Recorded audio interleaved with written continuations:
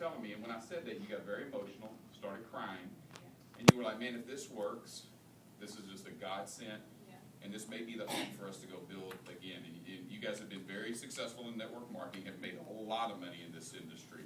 What happened when you took the chip home, if you don't mind telling everybody? Well, when we took the chip home, of course, he was right. We sat down and had lunch with them, and I tell you, I'm honored to be here and to be a part of this company because they really care, and this company showed that they really care. And I'm sitting there thinking, you know, if they do something to autism, I'm in. I'm in. So, and Kenny, I remember he had this wonderful smile on his face, and he said, well, they're actually working on the autism chip. But he said, but until then, do this. So he gave us the instructions about putting the chip here and put the chip on the back. And JT was like, okay, now go and try it. Now, it's not going to cure anything. I said, okay. So when we got home that evening, we literally, at 5 o'clock, I remember the time, we put it on our son. And when we had another meeting that evening, but when we came home, he was sleeping. So the next morning, we woke up. And I mean, to our wonderful surprise, how blessed it was, that normally my son, he was diagnosed also with Asperger's, which is a highly functioning autism. So when we woke up, he actually got dressed. He brushed his teeth, combed his hair, he got his clothes on, he packed his lunch, he took his medication, he did everything without us asking. You gotta understand, this is a big deal for someone who has ADHD.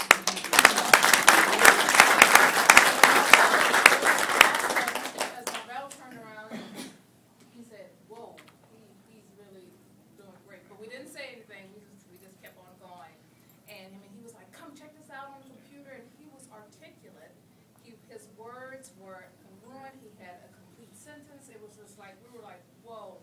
On the way to school that day, he actually was talking to me, having a conversation. That's a big deal for someone who's very shy, who doesn't want to talk, who's very secluded in his mind, and he's just having a total conversation.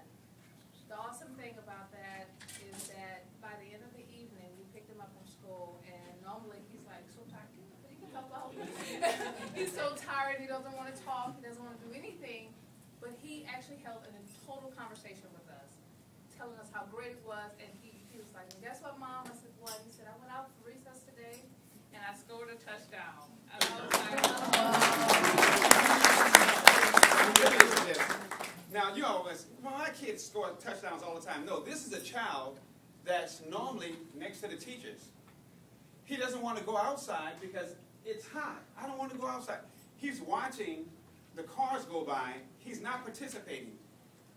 They put him on 40 milligrams of whatever,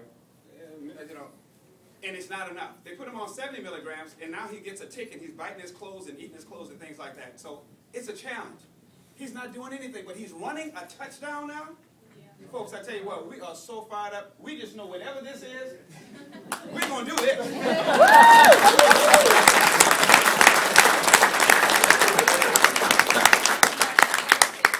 When you get a report from the teacher, she said, I don't know what's going on, but Keenan is different. That's our son. She said, he is different. She said, what is those chips that you got on top of him? And we were just like telling her, and she was like, okay, because her son also has autism. And one of the other teachers' son has ADD. So the word is getting around that this is providing comfort and allowing our children to actually be able to adapt in their day-to-day life. And so we're so excited.